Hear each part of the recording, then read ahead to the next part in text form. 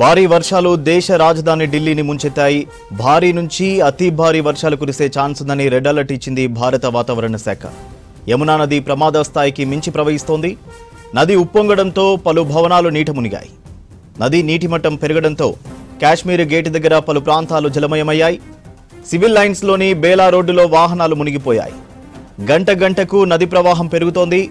ఢిల్లీ పాత వంతెన దగ్గర నీటి మట్టం 207 మీటర్లు దాటి ఉప్పొంగి ప్రవహిస్తోంది. ఇది 1963 తర్వాత మూడో అత్యధికమన్నారు అధికారులు. ఇండ్లు, మార్కెట్లు, బిల్డింగ్లలోకి వరద చేరడంతో 12,000 మందికి పైగా నిరాశ్రయులయ్యారు. యమునానగర్, మయూర్ విహార్, గరిహిమండు, జరోడా, కలాన్, ముంగేష్పూర్తో సహా అనేక గ్రామాలు జలదిగ్బంధంలో చిక్కుకున్నాయి. మరిన్ని ప్రాంతాలకు ముప్పుండడంతో సీఎం రేఖా గుప్తా అధికారులకు కీలక ఆదేశాలు జారీ చేశారు.